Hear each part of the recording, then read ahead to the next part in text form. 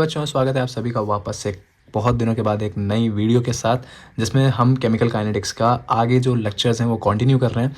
जिसमें हम आज जो पढ़ेंगे वो ग्राफिकल रिप्रेजेंटेशन है आपके फर्स्ट ऑर्डर रिएक्शन के। देन हाफ लाइफ पढ़ेंगे हम फर्स्ट ऑर्डर रिएक्शन की, जो कि बहुत ही इंपॉर्टेंट पार्ट है क्योंकि उससे रिलेटेड क्वेश्चंस बनते हैं आपके एग्जाम्स में। ठीक है, तो ज़्यादा टाइम ना वेस्ट करते हुए हम आगे बढ़ते हैं, जिसमें हम पहले जो पढ़ रहे हैं, जहाँ पर मैंने आपको ग्राफिकल प्रूफ्स दिखाए हैं फर्स्ट ऑर्डर के कि रेट वर्सेस कंसंट्रेशन में कैसा ग्राफ बनता है। आपको डीप में नहीं पढ़ना है, बस आपको उसका ग्राफ याद रहना चाहिए क्योंकि ये आपके मल्टीपल चॉइस क्वेश्चंस में भी आते हैं। ठीक है, लेकिन जो इसकी स्लोप का फॉर्मूला एक होता है, ठीक है, उससे रिलेटेड कुछ क्वेश्चंस बनते हैं, वो ज़रूर पूछे जा सकते हैं। जैसे कि आपका टाइम के अगेंस्ट में जो आपका लॉग कंसंट्रेशन ऑफ लॉग, ठीक है, उसका टाइम के वर्सेस में जो आपका दिख रहा है आपको ग्राफ, उस पर जो फॉर्मूला लिखा हुआ है, इससे रिलेटेड कुछ न्यूमेरिकल्स आते हैं, बस वो आपको याद रखना है। तो जैसा कि आपको दिख रहा है कि जो रिएक्शन रेट है वर्सेस कंसंट्रेशन का जो प्लॉट है वो आपको स्लोप दिख रही है, मतलब एक स्ट्रेट लाइन आपको वहाँ पे बनती हुई दिखाई दे रही है। तो देखिए, जैसे आपको फॉर्मूला पता है कि जो रेट लॉ होता है फर्स्ट ऑर्डर रिएक्शन के लिए, वो रेट बराबर क्या होता है आपका के ए होता है। ठीक है, के मतलब कॉन्स्टेंट और कंसंट्रेशन ए। तो यहाँ पे जो इक्वेशन होती है वो किस टाइप की होती है आपको पता है। स्लोप कैसा होता है, y equals to M x, जो मैथ्स वाले हैं उनको पता होगा। तो y equals to M x type की आपकी क्या है इक्वेशन है, जो कि स्ट्रेट लाइन आपको रिप्रेजेंट करती हुई दिखाई दे रही है, जो कि ओरिजिन से पास होती है। ओरिजिन मतलब जो आपका वाई और एक्स एक्सिस का बीच का पॉइंट होता है, जहाँ से स्टार्ट हो रही है एक्स एक्स और वाई एक्सिस, वो आपका ओरिजिन होता है। तो यहाँ से क्या है, एक स्ट्रेट लाइन आपको बनती हुई दिखाई दे रही है, जिसका मतलब ये है कि क्या, जब आप वैल्यूज़ को प्लॉट करेंगे, किसकी वैल्यूज़ को, जो रिएक्शन रेट्स होंगे, आपकी जो भी रिएक्शन रेट्स होंगे उनकी वैल्यूज़ को जब आप प्लॉट करोगे, किसके अगेंस्ट करोगे, रिएक्टेंट के, क्योंकि आपको पता है ना रेट वर्सेस आप क्या कर रहे हो, कंसंट्रेशन कर रहे हो, है ना। तो रिएक्शन रेट्स की जो वैल्यूज़ होंगी उनको आप रिएक्टेंट के कंसंट्रेशन के अगेंस्ट में क्या करते हो, प्लॉट करते हो। तो एक स्ट्रेट लाइन आपको वहाँ पे बनती हुई दिखाई देती है। तो जो स्लोप है आपकी लाइन की, जो स्लोप ऑफ लाइन है, ठीक है, वो किसके बराबर होती है। इसका मतलब ये है कि जो स्लोप ऑफ लाइन होगी वो आपके रिएक्शन का जो रेट कांस्टेंट होता है उसकी वैल्यू के बराबर होती है। एक बार फिर से जो लास्ट लाइन है उसको सुनिएगा कि जो स्लोप है आपकी, ठीक है, वो किसके बराबर होगी, रिएक्शन के रेट कांस्टेंट की वैल्यू के बराबर होगी। तो फॉर्मूला अगर लिखना चाहें, स्लोप बराबर यहाँ पे क्या हो जाता है आपका, वैसे तो हम कहेंगे तो सी बी अपॉन ए सी। सी बी मतलब यहाँ पे मान लीजिए अगर आपका ये सी ले लीजिए, ये बी ले लीजिए और ये ए ले लीजिए, ठीक है। तो सी बी बोल रहे यानी पी, ठीक है, अपॉन आपका क्या है ए सी, पी अपॉन बी। कमेंट में बताइएगा कि आपको पी अपॉन बी जो बन रहा है ना, जिसको हम बोल रहे हैं परपेंडिकुलर अपॉन बेस, ये किसका फॉर्मूला होता है। अगर आपने ट्रिग्नोमेट्री थोड़ी बहुत पढ़ी होगी, है ना, तो उसमें आपको पता होगा इसका फॉर्मूला। कमेंट में बताइएगा क्या है, किसका होता है। तो यहाँ पे अगर ओवरऑल देखें तो यहाँ पे जो वैल्यू आ रही है वो क्या आ रही है, स्लोप ऑफ लाइन जो होती है वो के बराबर होती है। ये आपका इसका निचोड़ निकला एक तरह से कि क्या होता है ये। नेक्स्ट आता है कंसंट्रेशन वर्सेस टाइम प्लॉट में क्या होता है। आपको दिख रहा है ये एक्सपोनेंशियली डिक्रीज हो रहा है। एक्सपोनेंशियली का मतलब क्या होता है, एक कर्व के साथ ही क्या होता है आपका वैल्यू डिक्रीज करती है, तो जिसको हम क्या बोलते हैं, एक्सपोनेंशियली डिक्रीज। ठीक, तो अगर एक इक्वेशन होती है, आपको मैंने पीछे लेक्चर्स में पढ़ाई है, एक इक्वेशन आपने पढ़ी होगी अगर आपने लेक्चर्स थोड़े बहुत देखे हैं मेरे, ठीक है, या किसी के भी देखे हो, तो एक होती है कि कंसंट्रेशन ऑफ ए, ठीक है, बराबर क्या हो जाएगा आपका ए नॉट, मतलब कंसंट्रेशन ए और नीचे एक जीरो बनता है ना, उसको ए नॉट बोलते हैं, ई to the power minus k T. अब ये जो ई आ जाता है यही होता है एक्सपोनेंट। ठीक है, तो जो इक्वेशन है वो क्या इंडिकेट करती है, जो मैंने इक्वेशन बोली है आपको, कंसंट्रेशन ए बराबर concentration A naught e to the power minus k t. K तो आप सबको पता है कि कांस्टेंट होता है, ठीक है, और जो ए लिख रहे हैं वो कंसंट्रेशन है, आपको पता है रिएक्टेंट की। तो ये जो इक्वेशन होती है किसको इंडिकेट करती है, फर्स्ट ऑर्डर प्रोसेस को इंडिकेट कर रही होती है, ठीक है, जो कि एक एक्सपोनेंशियल प्रोसेस है।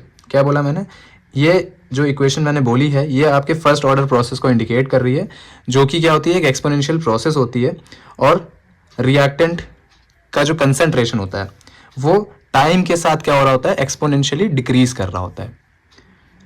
फिर से अगर हम समझे क्या बोला मैंने, सिर्फ एक इक्वेशन जो मैंने बोली अभी, ठीक है, वो इक्वेशन क्या है आपकी फर्स्ट ऑर्डर प्रोसेस को दिखाती है, इंडिकेट करती है, और ये एक तरह का एक्सपोनेंशियल प्रोसेस है। और जो कंसंट्रेशन है रिएक्टेंट का वो टाइम के साथ एक्सपोनेंशियली क्या हो रहा होता है, डिक्रीज कर रहा होता है। बस ये इसमें आपको पढ़ना होता है, ठीक है। और इसका फाइनल अगर हम देखें कि पूरी बात का मतलब क्या निकलता है, तो जब आप ग्राफ में वैल्यूज़ को प्लॉट करते हो किसके किसके बीच में हो रहा है, आपको पता है कंसंट्रेशन के बीच में और टाइम के बीच में हो रहा है, ठीक है। तो यहाँ पे एक एक्सपोनेंशियली डीके का कर्व आपको देखने को मिलता है। तो आपको बस याद रखना, जब रेट और कंसंट्रेशन के बीच में होगा तो स्ट्रेट लाइन बनती है, कंसंट्रेशन वर्सेस टाइम में बनेगा तो एक्सपोनेंशियली डिक्रीज का कर्व बनता है, ठीक है। फिर आता है last concentration, log concentration versus time. ये थोड़ा सा इंपॉर्टेंट है क्योंकि इसकी वैल्यू से ही रिलेटेड क्वेश्चन आपके आते हैं, जिसकी वैल्यू सिर्फ आपको याद रखनी है, माइनस का k अपॉन 2.303 आता है, क्योंकि ये स्लोप निकालने की वैल्यू पूछी जाती है। k की वैल्यू आपको दी गई होगी, कहेगा स्लोप निकाल के बताओ इसका, ठीक है। तो इसका एक क्वेश्चन आता है। तो अगर इसमें देखें तो इसमें एक आपने फॉर्मूला पढ़ा होगा, लॉग बेस 10 जो आपका कंसंट्रेशन ए होता है उससे रिलेटेड एक मैंने फॉर्मूला आपको पढ़ाया हुआ है कि के जो होता है वो किसके बराबर होता है। आपको पता है के जो होता है वो 2.303 अपॉन टी लॉग बेस 10, ठीक है, कंसंट्रेशन ए नॉट अपॉन ए, मतलब ए नॉट आपका इनिशियल होता है, फिर एक फाइनल होता है, जो कि मैंने बताया है। तो ये जो इक्वेशन होती है इसको हम और कैसे लिख सकते हैं भाई, जो लॉग बेस 10 ए था, ठीक है, फाइनल वाला, इनिशियल वाला नहीं, इसको आप इक्वल के अब उस साइड ले जाओ और लॉग जो के था आपका, के को आप इधर ले आओ, ठीक है। तो जो फॉर्मूला बनता है कुछ बनता है आपका लॉग बेस 10 ए बराबर माइनस का के T upon 2.303 plus log base 10 A not, ठीक है, मतलब जो इनिशियल वाला रहता है। अब ये किस टाइप की इक्वेशन बन गई, अगर आप देखोगे तो ये y equals to M X plus C के टाइप की क्या हो गई, एक रिएक्शन बनी, y equals to M X plus C बन गया, तो ये भी एक तरह से स्लोप बनेगा, है ना, और स्ट्रेट लाइन रिप्रेजेंट करेगा। तो इसका मतलब ये होगा कि जब आप लॉग बेस 10 ए के लिए आप क्या करोगे, वैल्यू को प्लॉट करोगे किसके अगेंस्ट, टाइम टी के अगेंस्ट, तो आपको एक स्ट्रेट लाइन वहाँ पे देखने को मिलेगी, ठीक है। और जो स्लोप होगा लाइन का वो किसके बराबर हो जाएगा, इसी वैल्यू के बराबर हो जाएगा जो यहाँ पे वैल्यू लिखी हुई है आपके, ठीक है। तो ये होते हैं आपके तीनों ग्राफिकल रिप्रेजेंटेशन, इसमें और कुछ नहीं है, बस इतना ही यहाँ पे चीज़ होती है, ठीक है। आई होप ये चीज़ आपको क्लियर हो गई होगी। नेक्स्ट हम आगे बढ़ते हैं जिसमें हम क्या पढ़ेंगे, हाफ लाइफ, ठीक है, कि हाफ लाइफ क्या होता है और इसका इंपॉर्टेंट फॉर्मूला क्या है जो कि आपको लिखा हुआ दिख रहा है। तो हाफ लाइफ अगर आप थोड़ा सा पढ़ोगे, डेफिनेशंस को पढ़ोगे बुक में, कि जैसे लिखा है कि time required for concentration to reduce to half its initial value, मतलब जो इनिशियल वैल्यू होगी उसकी वैल्यू का आप उसका आधा करोगे। इनिशियल वैल्यू मान लीजिए आप कोई 100 लेके चल लो, तो आप जो अगला प्रोसेस करोगे उसमें उसका क्या कर दोगे, आधा कर दोगे, मतलब 100 का आधा कितना, 50 हो जाएगा। तो उस टाइम पे जितनी कंसंट्रेशन रिक्वायर्ड होती है ना, रिक्वायर्ड फॉर कंसंट्रेशन, मतलब उतने समय पे टाइम जो रिक्वायर्ड होता है उसकी कंसंट्रेशन को रिड्यूस करने के लिए, जो रिएक्टेंट है आपने लिया है उसकी कंसंट्रेशन को रिड्यूस करने के लिए जो टाइम रिक्वायर्ड होता है, और रिड्यूस कितना करोगे, उसकी आधी वैल्यू की, जो भी आपने इनिशियल वैल्यू ली होगी उसका आधा करोगे, है ना। तो ये थोड़ा सा बुकिश लैंग्वेज अगर नहीं समझ में आती है आपको, तो एक बहुत ही आसान सी चीज़ बताता हूँ कि वो टाइम, आप इसको लिख लो चाहे हिंदी में, थोड़ा सा हिंदी में बोल रहा हूँ, वो टाइम जिसमें रिएक्टेंट का आधा पार्ट रिएक्ट हो जाता है, क्या बोला, जो हाफ टाइम होता है, हाफ लाइफ जो होती है, हाफ लाइफ का मतलब कि वो समय जिसमें आपका रिएक्टेंट जो है वो आधा पार्ट उसका क्या हो जाए, रिएक्ट हो जाए, ठीक है। जैसे मैंने एग्जांपल क्या बोला, आप स्टार्ट कर रहे हो 100 से, आपने 100 वैल्यू ली, एक हाफ लाइफ के बाद, 1 हाफ लाइफ के बाद वो 50 हो जाएगी। सेकेंड हाफ लाइफ अगर करेंगे तो उसका आधा लेंगे हम, ठीक है, क्योंकि उस टाइम पे 50 इनिशियल हो जाएगा, तो 50 का हाफ कितना होता है, 25। और फिर थर्ड हाफ लाइफ करेंगे तो थर्ड के लिए जो सेकेंड वाली की वैल्यू थी 25, वो उसके लिए इनिशियल हो जाएगी, उसका आधा करोगे तो 25 का आधा कितना होता है, 12.5। इसी तरह से आगे आपका होता रहता है। फॉर्मूला जो रहता है वो आपको दिख रहा है कि टी हाफ बराबर 0.693 अपॉन के होता है, जिससे आपकी क्या होती है, वैल्यूज यहाँ पे, मतलब आप न्यूमेरिकल सॉल्व करते हो। अब जो सबसे इंपॉर्टेंट बात होती है इसमें, जो एग्जाम के पर्सपेक्टिव पे होता है, जो एग्जाम में पूछा जाता है, तो उसमें क्या होता है कि हाफ लाइफ इनिशियल कंसंट्रेशन पे डिपेंड नहीं करता है। क्या चीज़ है कि जो कि नीचे लिखा भी है, इंडिपेंडेंट ऑफ इनिशियल कंसंट्रेशन, मतलब कि हाफ लाइफ जो होती है वो आपकी इनिशियल कंसंट्रेशन पे डिपेंड नहीं करती है। क्यों, क्योंकि अभी हमने जैसे ऊपर देखा ना कि हमें स्टार्टिंग से मतलब नहीं है, उसके बाद की जब हम प्रोसेस करेंगे तो पहली वाली का वैल्यू का आधा कर दिया जाता है बस। तो पहली वाली में क्या है, क्या वैल्यू रखी गई, उससे हमें कोई मतलब नहीं है। तो हाफ लाइफ जो होगी वो हमेशा इनिशियल कंसंट्रेशन पे डिपेंड नहीं करेगी, सिर्फ वैल्यू जो के होगी, कांस्टेंट जो होगा आपका रेट कांस्टेंट, उस पर डिपेंड करता है, ठीक है। फिर चाहे आप स्टार्टिंग में आप 100 वैल्यू लो, 1000 लो, हाफ लाइफ तब भी सेम ही रहेगी, ठीक। अब अगर मल्टीपल हाफ लाइफ के बाद क्या होता है, एक क्वेश्चन ऐसे मैं पूछ सकता हूँ आपसे कि मल्टीपल हाफ लाइफ के बाद क्या होगा, तो उसके लिए एक अमाउंट, मतलब एक फॉर्मूला बनता है, आई थिंक इसमें मेंशन नहीं होगा कोई चीज़, हाँ मैं अलग से आपको बता देता हूँ।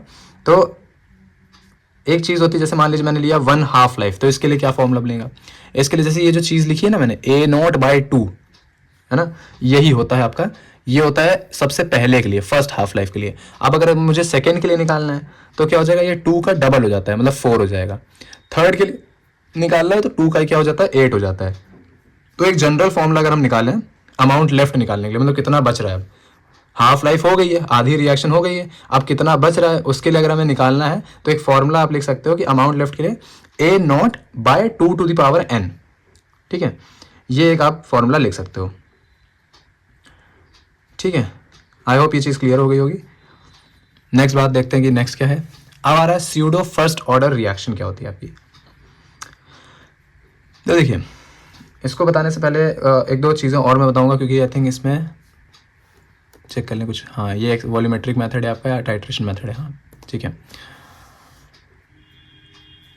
एक चीज़ मैंने आपको पहले भी पढ़ाई थी कि पहले तो आपको पता होना चाहिए स्यूडो फर्स्ट ऑर्डर रिएक्शन क्या होती है। तो देखिए, स्यूडो फर्स्ट ऑर्डर रिएक्शन में थोड़ा सा रिवाइज कर देता हूँ कि ऐसी रिएक्शन जिसमें आपको देखने को ये लगे कि वो हाइयर ऑर्डर की आपकी रिएक्शन है, देखने में लगे कि वो हाइयर ऑर्डर की रिएक्शन है, बट कुछ सर्कमस्टांसेस के अंडर, मतलब सर्टेन सर्कमस्टांसेस अगर आप ले रहे हैं, कुछ कंडीशंस ले रहे हैं, तो उसके अंडर वो कैसे बिहेव करने लग जाए, फर्स्ट ऑर्डर की तरह रिएक्ट करने, मतलब बिहेव करने लग जाए, तो उसको हम बोलते हैं स्यूडो फर्स्ट ऑर्डर रिएक्शन। फिर से बता दे रहा हूँ, ऐसी रिएक्शंस होती हैं जो देखने में आपको बहुत बड़ी चौड़ी लगेंगी कि यार ये तो बहुत बड़ी चौड़ी लग रही है, हो सकता है ज़्यादा ऑर्डर की हो, लेकिन कुछ कंडीशंस के अंडर क्या हो जाती हैं, वो फर्स्ट ऑर्डर जैसी दिखाई देने लगती हैं। ठीक है, अब इसके बारे में थोड़ा डिटेल में पढ़ना है तो आप प्रीवियस लेक्चर्स देख लीजिए, उसमें आपको ज़्यादा क्लियर होगा, क्योंकि आपने उसी में ये जो होता है, ठीक है, ये है वैसे प्रीवियस का ही, इसमें आके अटैच हो गया मुझे लग रहा है ना, ये प्रीवियस में ही था। तो मैं तभी एक बार फिर से बता दे रहा हूँ। तो इसमें क्या होता है, आप थोड़ा सा मैं चलिए बता ही देता हूँ कि जैसे स्यूडो में आप क्या करते हो, मान लीजिए मैंने लिया एक एग्जांपल लेता हूँ a प्लस बी, जो कि आपको प्रोडक्ट दे रहा है।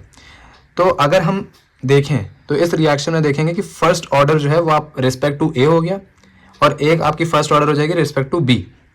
ठीक है, तो उसका जो आप रेट लॉ लिखोगे तो क्या हो जाएगा, रेट बराबर k concentration a concentration b।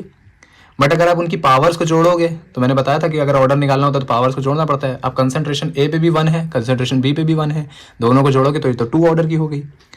लेकिन स्यूडो में ये कहता है कि अगर आपने जो 2 रिएक्टेंट लिए हैं उसमें से कोई एक जो है वो हाइयर कंसंट्रेशन का है, तो जो हाइयर कंसंट्रेशन वाला होता है उसकी वैल्यू को हम कांस्टेंट मान लेते हैं, और जो कम कंसंट्रेशन वाला होता है फिर हम उसी को कंसिडर करते हैं और उसी से हम क्या करते हैं, आगे प्रोसेस करते हैं।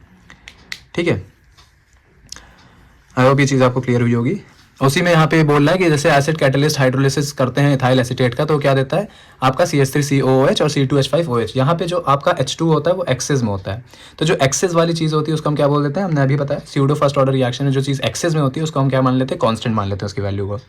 ठीक है, तो वो आपका जो होता है कंसंट्रेशन जो है वाटर का वो बहुत ज़्यादा है, तो प्रैक्टिकली उसको हम क्या मान लेते हैं, वहाँ पे कॉन्स्टेंट हो जाता है वो, प्रैक्टिकली आपकी क्या हो जाती है, वैल्यू कॉन्स्टेंट हो जाती है। तो जो रेट होगा आपका रिएक्शन का वो उसको फिर हम इस तरह से लिखते हैं कि रेट बराबर K नॉट, ठीक है, और आपका ये इसका सिर्फ आ जाता है।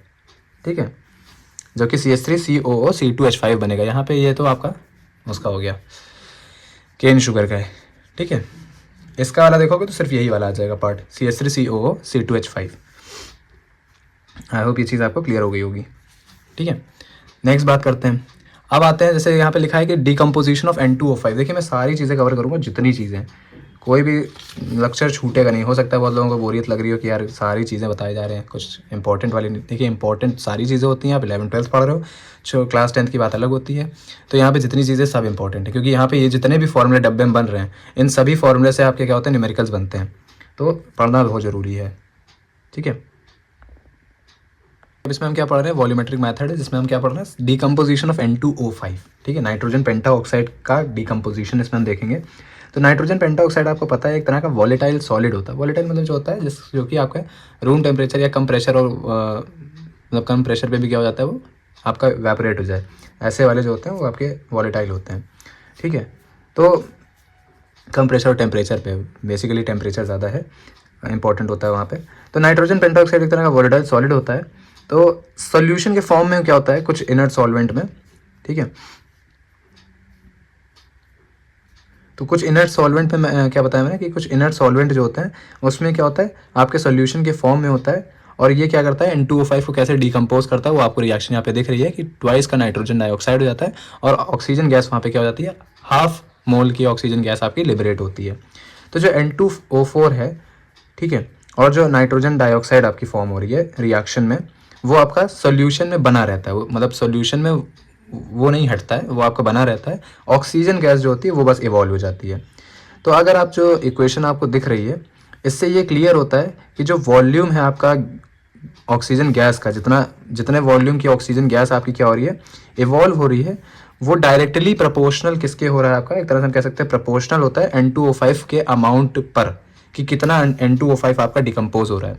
तो जितना ज़्यादा N2O5 डिकम्पोज होगा, ठीक है, उतनी ही ज़्यादा ऑक्सीजन गैस आपकी क्या होगी, इवॉल्व करेगी। तो जो प्रोग्रेस है आपकी रिएक्शन की, आप उसको इस तरह से मॉनिटर कर सकते हो कि, मतलब कैसे मॉनिटर कर सकते हो, इस तरह से कर सकते हो कि जितने अमाउंट की ऑक्सीजन आपकी इवॉल्व हो रही हो आप उसको कलेक्ट करो। ठीक है, क्या बताया मैंने, जितनी अमाउंट की ऑक्सीजन आपकी इवॉल्व हो रही है उसको कलेक्ट करो और उसको एक रेगुलर टाइम इंटरवल पे क्या करो, उसके वॉल्यूम को मेजर करते रहो। ठीक है, इस तरह से आप क्या कर सकते हो, यहाँ पे डिकम्पोजिशन निकाल सकते हो। तो मान लीजिए मैं कहता हूँ कि कुछ VT जो है ना, वो आपका क्या है, ऑक्सीजन गैस का वॉल्यूम है जो कि टाइम T पर क्या हो रहा है, कलेक्ट हो रहा है। और V इनफाइनाइट जो यहाँ पे बना हुआ है वो क्या है, आपके गैस, मतलब वॉल्यूम ऑफ गैस है, गैस की क्या है आपकी वॉल्यूम है जो आपके इनफाइनाइट टाइम पर क्या हो रही है, कलेक्ट हो रही है। तो जो वॉल्यूम आपका V इनफाइनाइट है ऑक्सीजन का इनफाइनाइट टाइम पर, उसको आप कैसे मेजर करोगे, उसको आप रिएक्शन की जो वेसल है, रिएक्शन वेसल जो है उसको हीट करके आप क्या कर सकते हो, मेजर कर सकते हो। किसको, जो इनफाइनाइट टाइम पर ऑक्सीजन का वॉल्यूम होगा उसको आप रिएक्शन वेसल को हीट करके मेजर कर सकते हो। ठीक है, तो यहाँ पे जितनी बात हमने समझी उससे हमें यही पता चला कि जो हमारा VT है ना, जो हमने स्टार्टिंग में लिया था, VT क्या था हमारा, volume of gas, oxygen gas, ठीक है, जो टाइम T पर कलेक्ट हुआ था, तो वो VT था। वो किसके बराबर होगा, amount of nitrogen dioxide decompose, अभी बताया मैंने कितना, मतलब जितने अमाउंट की आपकी नाइट्रोजन पेंटाऑक्साइड जो होगी वो डिकम्पोज होगी, है ना, उतना ही ऑक्सीजन की वैल्यू, आपकी ऑक्सीजन गैस जो हो रही होगी वो इवॉल्व हो रही होगी उतने वॉल्यूम की। ठीक है, और इनफाइनाइट जो है, V इनफाइनाइट, वो किसके डायरेक्टली प्रोपोर्शनल होगा, आपका जो N2O5 आपका टोटल अमाउंट जो होगा N2O5 का, ठीक है, जो इनिशियली आपका क्या हो रहा होगा, लिया गया होगा, उसके डायरेक्टली प्रोपोर्शनल होगा। मतलब V इनफाइनाइट जो होगा वो डायरेक्टली प्रोपोर्शनल होगा किसके, total amount of N2O5 initially taken, जो कि हम क्या कर सकते हैं, एक एग्जांपल के तौर पर अगर लेना चाहें तो वहाँ पे इनिशियली वैल्यू हम A ले सकते हैं, स्मॉल a। ठीक है, तो x मैंने मान लिया उसके लिए आपका जो हमने टाइम T पे वॉल्यूम लिया था। ठीक है, मतलब जो पहली लाइन हमने बोली, VT is directly proportional to amount of N2O5 decomposed. ठीक है, तो उसके लिए हमने वैल्यू ले ली, मान लीजिए x, और जो सेकेंड है इनफाइनाइट पे, उसके लिए हमने मान ली आपका a, जो कि इनिशियली है। तो x जो होगा डायरेक्टली प्रोपोर्शनल टू VT हो जाएगा, a आपका directly proportional to V infinite हो जाएगा। ये कुछ वैल्यूज़ है ना, जो कि यहाँ पे मैंने यहाँ पे आपको लिखा भी है। तो जो यहाँ पे फाइनली जो k की वैल्यू आएगी, ठीक है, वो क्या आएगी, आपको पता है इनिशियली जो होता है, इनिशियली वाला ऊपर लिखा जाता है, फाइनल वाला आपका नीचे लिखा जाता है। ठीक है, तो k जो है वो क्या हो जाएगा, 2.303/T log बेस 10 वैसे होता है। और पहले एक यहाँ पे, इसके पहले भी एक इक्वेशन लिख सकते हैं, a अपॉन आपका क्या हो जाएगा, a माइनस एक्स। अब ये a और a माइनस एक्स की वैल्यूज़ को जब सब्सटीट्यूट करेंगे तो a जो है वो हमारा क्या है, V इनफाइनाइट के लिए था, क्योंकि डायरेक्टली प्रोपोर्शनल a जो था वो डायरेक्टली प्रोपोर्शनल V इनफाइनाइट था ना, तो V a की जगह V इनफाइनाइट हो जाएगा, और a माइनस एक्स जो हमने अपॉन में लिखा था उसकी जगह V इनफाइनाइट माइनस VT हो जाएगा। ठीक है, तो जो वैल्यू है रेट कांस्टेंट k की, आप उसको इस तरह से कैलकुलेट कर सकते हो। ठीक है, ये एक फॉर्मूला है जो कि यूज़ किया था आपके न्यूमेरिकल्स में, बस इतना समझना है आपको। तो आई होप ये चीज़ क्लियर हो गई होगी। नेक्स्ट टॉपिक जो नेक्स्ट जो हम देखते हैं उसमें क्या है, टाइट्रेशन मेथड भी बोला जाता है। यहाँ पे जो H2O2 का डिकम्पोजिशन होता है, वैसे तो दो मेथड से पढ़ा जाता है, जो सेकंड जो ईजी है, ठीक है, वो आपका टाइट्रेशन मेथड होता है। तो जो डिकम्पोजिशन है हाइड्रोजन पर ऑक्साइड का एक्वस सोल्यूशन में, ठीक है, उसको हम कैटलाइज करते हैं फाइनली डिवाइडेड प्लैटिनम जो होता है उसकी मदद से। ठीक है, तो जो डिकम्पोजिशन यहाँ पे हो रहा होता है वो क्या होता है, एक्वस होता है आपका H2O2 in the presence of platinum, क्या होगा आपका, वो H2O लिक्विड और half mole of oxygen gas जो होगी वो आपकी लिबरेट होती है। तो जो रिएक्शन यहाँ पे आपको देखने को मिल रही है वो फर्स्ट ऑर्डर रिएक्शन देखने को मिल रही है। ठीक है, और जो काइनेटिक्स है आपकी इस रिएक्शन की, आप उसको दो मेथड से पढ़ सकते हो। ठीक, जैसे मैंने बताया, एक होता है जिसमें आप क्या करते हो, जो अभी जैसे हमने पिछले वाले में पढ़ा कि कितने अमाउंट की आपकी ऑक्सीजन इवॉल्व हो रही है, आप उसको कलेक्ट कर लो, उससे भी आप पता कर सकते हो। ठीक है, मतलब bye collecting the evolve oxygen, और फिर आप क्या करिए, उसके वॉल्यूम को डिफरेंट टाइम इंटरवल पे मेजर कर लीजिए। एक ये प्रोसेस होता है। दूसरा होता है कि दूसरा थोड़ा सा बड़ा प्रोसेस होता है ना, जिसमें आप क्या करते हो कि बहुत ही कम लेकिन एक तरह से रिएक्शन मिक्सचर के बराबर अमाउंट का आप क्या करते हो रेगुलर टाइम इंटरवल पे, वही आपका जो ये टाइट्रेशन मेथड है ये उसी के बारे में बता रहा हूँ, ठीक है। तो थोड़ा सा समझ लेते हैं, टाइट्रेशन जो यहाँ पे लिखा है उसी के मेथड से हम समझते हैं। पहला तो आपको समझ में आ गया होगा जो चीज़ मैंने बताई। दूसरे में क्या होता है कि एक्सपेरिमेंट में अगर आप देखोगे तो ऑक्सीजन गैस में आप क्या करोगे कि ऑक्सीजन गैस आपको मेजर करना होता है। तो जो रिएक्शन में आपकी ऑक्सीजन गैस निकलती है, ठीक है, पहली बात तो क्या है, रिएक्शन में आपकी ऑक्सीजन गैस निकलेगी, टाइम के साथ उसका वॉल्यूम मेजर करते हैं। ये तो एक तरह से पहला आपका जो मैंने बताया था वो था। दूसरा टाइट्रेशन मेथड में क्या है, थोड़ा रिएक्शन मिक्सचर आप क्या करोगे उसमें से निकाल लेते हो, मतलब जो बनाया होगा उसमें से आप थोड़ा अमाउंट में रिएक्शन मिक्सचर निकाल लोगे, उसमें H2O2 जो बचा होता है, ठीक है, वो चेक करते हैं किसकी मदद से, KMnO4 की मदद से। क्या बोला मैंने, पहले रिएक्शन मिक्सचर बनाया होगा उसमें से थोड़े अमाउंट का रिएक्शन मिक्सचर क्या करेंगे आप उसमें से निकाल लोगे, और जो बचा होगा, ठीक है, उसमें कितना H2O2 बचा है वो चेक करते हैं। निकालने के बाद कितना बच रहा है H2O2 उसको हम मेजर करेंगे, उसको चेक करेंगे, और किसकी मदद से करेंगे, KMnO4 की मदद से। अब यहाँ पे V0 जो है वो आपका स्टार्टिंग वॉल्यूम होता है। जैसे आपने किया होगा टाइट्रेशन, अगर आप नहीं किया तो जब आप करेंगे तो आपको क्लियर होगा चीज़ें कैसे किया जाता है। तो वहाँ पे क्या करते हैं आप, स्टार्टिंग वॉल्यूम आपका क्या हो गया V0, जिसको हम इनिशियल कंसंट्रेशन बोलते हैं। VT जो है वो टाइम T पे जो आपका H2O2 बचा है वो हो जाता है, ठीक है। अब रिलेशन जो बन रहा है उसको समझ लो। इनिशियल कंसंट्रेशन हमने क्या बताया, किसके डायरेक्टली प्रोपोर्शनल है, V0 के, और जो रिमेनिंग कंसंट्रेशन है वो VT के बराबर है। मतलब यहाँ पे इनिशियल की वैल्यूम क्या ले लेते हैं, कुछ मान लेते हैं, लेट कर लेते हैं A है, तो A जो होगा वो V0 के डायरेक्टली प्रोपोर्शनल होगा। और बचा है तो बचे के लिए हम क्या करते हैं, मान लीजिए X हमने ले लिया कि X अमाउंट बच रहा है, किस में से बच रहा होगा, जो आपका इनिशियल रहा होगा, इनिशियल क्या है A है, तो A में से जितना बच रहा होगा और बचने वाली की वैल्यू क्या है X, तो उनके डिफरेंस को लेते हैं ना। मान लीजिए 100 है, 100 में से अगर आपका 50 बच रहा है तो 50 बच रहा है अगर, तो देखने के लिए हम डिफरेंस निकालते हैं ना कि 100 में से 50 माइनस किया तो 50 बच रहा है। सिंपल सी एक बात कहते हैं ना कि अगर 100 था हमारा और अब 50 बच रहा है तो ये 50 आया कैसे, उसमें से हमने 50 माइनस किया होगा ना, तो डिफरेंस किया होगा। वही चीज़ यहाँ पे करते हैं कि A माइनस एक्स जो होता है फिर वो आपका क्या हो जाता है, VT की वैल्यू हो जाती है एक तरह से। तो फॉर्मूला अगर आप यूज़ करोगे तो वही बेसिक फॉर्मूला क्या आप यूज़ करते हो, K की वैल्यू क्या होती है 2.303 अपॉन T लॉग बेस 10, और फिर क्या होता है आपका इनिशियल अपॉन फाइनल होता है। तो इनिशियल क्या था V0, फाइनल क्या हमारा VT एक टाइम इंटरवल पे। तो V0 की वैल्यू अभी हमने क्या ली, A ली, और VT के लिए क्या लेते हैं हम, आपका जो A माइनस एक्स दिया था हमने, ठीक है। यहाँ पे अगर आपका जो K है वो रेट कांस्टेंट आपको पता है, T टाइम है, V0 आपका इनिशियल वैल्यू है, और आपका VT जो है वो आपका टाइम T पर वैल्यू है। अब इसका जो मेन कंक्लूजन क्या आता है, निचोड़ क्या निकल रहा है, अलग अलग टाइम पे वैल्यूज़ आपकी आप डालते हैं, ठीक है, अलग अलग समय पे वैल्यूज़ जो होंगे वो आप डालेंगे, ठीक है, और हर बार K जो होगा वो सेम आएगा, ऑलमोस्ट सेम आएगा। ये नहीं कह रहा हूँ कि एग्जैक्ट आएगा, ऑलमोस्ट जो होगा K की वैल्यू वहाँ पे हर बार क्या होगी, सेम आएगी। इसका मतलब ये है कि रिएक्शन आपकी फर्स्ट ऑर्डर है। याद करने की अगर इजी ट्रिक बताऊं तो फर्स्ट ऑर्डर में लॉग वाला फॉर्मूला यूज़ होता है, ये एक थोड़ा सा दिमाग में रख लीजिएगा। लॉग वाला फॉर्मूला किसमें यूज़ होता है, जो फर्स्ट ऑर्डर रिएक्शन रहती है आपकी, ठीक है। और K कांस्टेंट आता है अगर, तो इसका मतलब फर्स्ट ऑर्डर कन्फर्म।